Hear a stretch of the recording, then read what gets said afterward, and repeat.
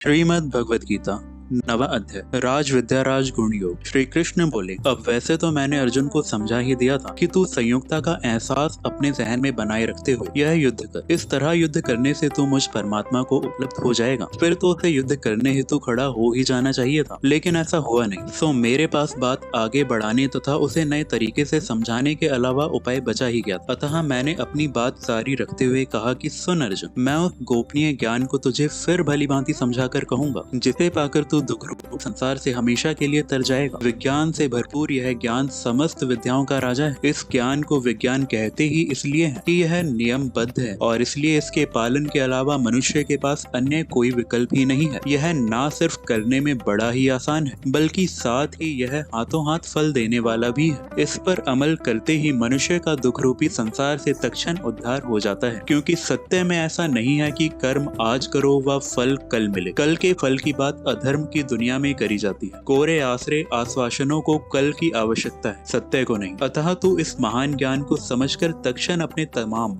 वर्तमान कष्टों से मुक्त हो जा। हे अर्जुन, एक मुझ निराकार परमात्मा से यह संपूर्ण जगत चारों ओर एक संकल्प के आधार पर फैला हुआ है, और मेरी ऐसी ही तो लीला है कि चारों ओर छाए होने के बावजूद ना तो कुछ मेरे में स्थित है और ना मैं किसी में स्थित हूँ। यही कारण है कि युगों से मनुष्य मेरे बारे में भ्रमित है। कभी वह सोचता है कि मैं कहीं दूर हूँ, तो कभी सोचता है कि मैं भीतर हूँ, लेकिन वह यह नहीं समझ पाता कि मैं सब ओर होते हुए भी कहीं नहीं हूँ। इसलिए मुझे पाने या खोने की बात करना ही बेमानी है, क्योंकि मैं हर वक्त हर जगह पर हूँ ही और नहीं भी। बस मेरी इस रहस्यमय लीला का अनुभव करना ही एकमात्र सच्चा ज्ञान। तू ऐसा समझ कि एक साथ दो जगत अस्तित्व में है और यह दोनों जगत पूर्णतः भिन्न है। एक वह जगत है जिसे बार बार मैं अपनी योग माया से रचता हूँ और फिर बार बार उस जगत को मैं अपने में लीन भी कर लेता हूँ। वही दूसरी ओर एक मेरा जगत, जिसकी ना उत्पत्ति है और ना जिसका विनाश ही है। इसी बात को मनुष्य के संदर्भ में कहूँ तो ऐसा समझ कि मनुष्य के जीवन में दो तरह के विस्तार हैं। एक मैं के बल पर किया गया विस्तार तथा एक परमात्मा की संयोगता के भाव से किया गया विस्तार। और जिस मनुष्य के जीवन में जितना मैं, मेरे या मेरा का विस्तार है, उसके इस तरह के किसी भी विस्तार में मैं यानी परमात्मा नहीं। उसने अपना वह विस्तार मेरा धर्म या मेरा ईश्वर के नाम पर ही क्यों ना किया, परंतु उसमें भी मैं नहीं। यहाँ एक बात और समझ ले अर्जुन, कि मनुष्य के मैं के इर्द गिर्द घूम रहे इन सारे कर्मों के आधार पर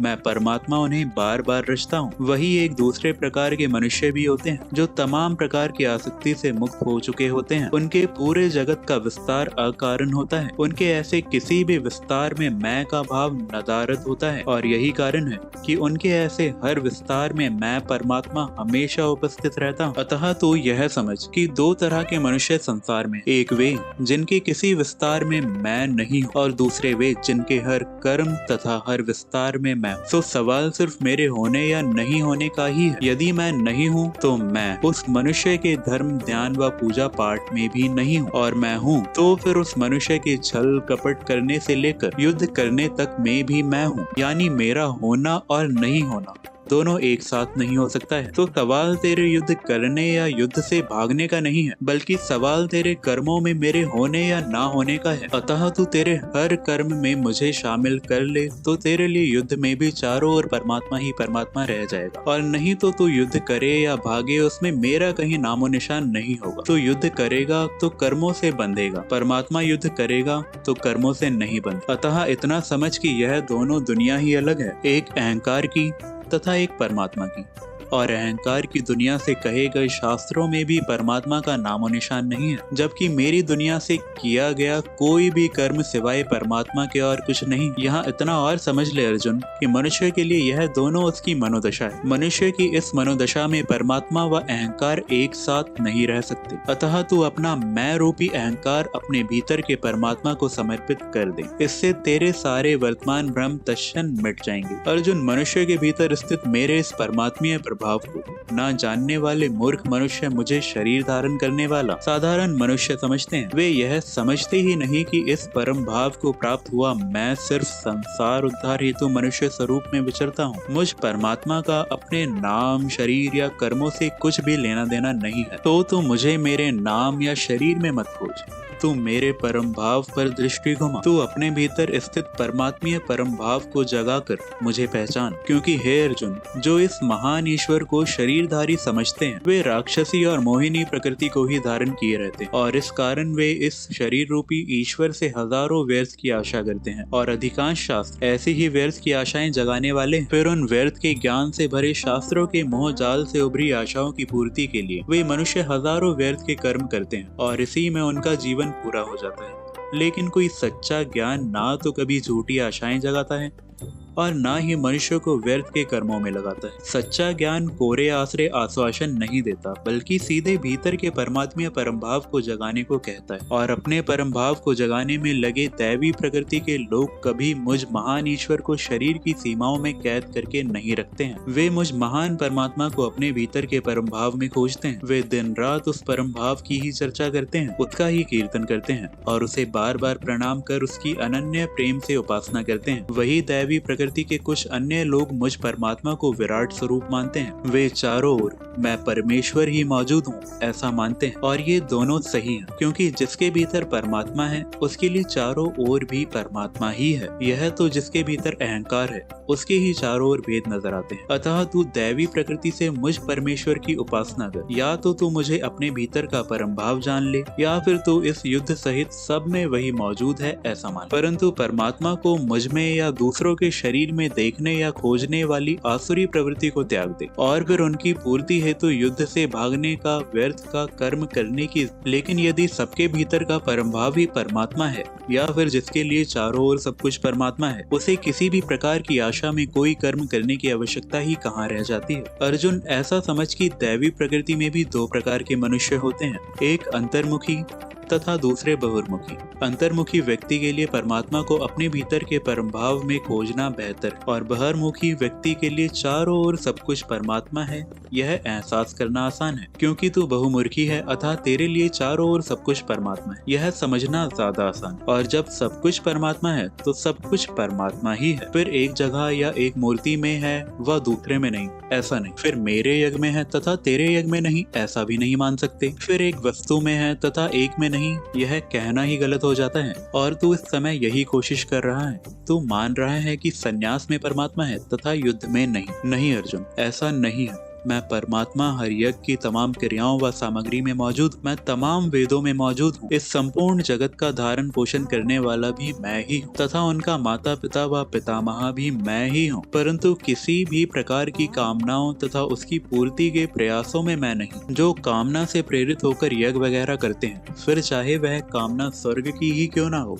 वे मुझे ना प्राप्त होकर आवागमन को प्राप्त होते हैं, क्योंकि वे ईश्वर को पूरा का पूरा पाने की जगह उसे टुकड़े टुकड़े में चाहते हैं। तू भी यही कर रहा है। चारों ओर व्याप्त परमात्मा को पाने की चाह करने की बजाय उसे टुकड़े टुकड़े में चाह रहा है। तू स्वर्ग भी चाह रहा है तथा राज्य भी। तू जान माल की खैर भी चाह रहा है तथा पुण्य भी।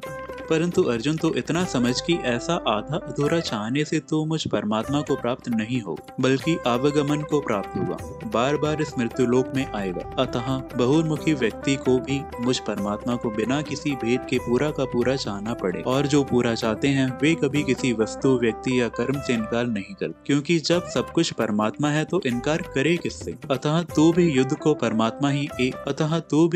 परमात्मा की एक लीला मानकर उसे गले लगा। अर्जुन, यदि किसी कारण तुझे ऐसा लगता है कि तू अंतर्मुखी है तथा तेरे लिए परमात्मा को चारों ओर की बजाय भीतर खोजना आसान है, तो वह मार्ग भी मुझसे सुन। अंतर्मुखी लोग निरंतर बिना किसी कामना के अपनी अंतरात्मा को समर्पित होते हैं। वे यह मानकर ही चलते हैं कि मेरे भीतर परमात्मा है तो सबके भीतर भी वही है। वे यह मानकर ही चलते हैं कि जैसे मेरे भीतर परमात्मीय भाव है वैसे ही जगत के कण कण में परमात्मीय भाव मौजूद है। अतः वे भी किसी बात के लिए कभी भेद नहीं करते हैं। वे कभी कामनाओं से भरकर टुकड़े टुकड़े में देवताओं का पूजन नहीं करते हैं, क्योंकि अलग से किसी देवता की पूजा करना यही दर्शाता है कि एक उसे छोड़ अन्यों में परमात्मीय भाव नहीं। अतः अलग से किसी ऐसे देवता का पूजन भी अविधि पूर्वक का पूजन है। यह भी परमात्मा में भेद करना है। इसलिए ऐसे लोग भी बार बार पुनर्जन्म को प्राप्त होते हैं। अतः तू भीतर के परमात्मीय भाव को जानना चाहता है तो भी तुझे तमाम भेद को छोड़ने ही होंगे। तमाम कामनाओं से मुक्ति तो तुझे फिर भी पानी ही होगी।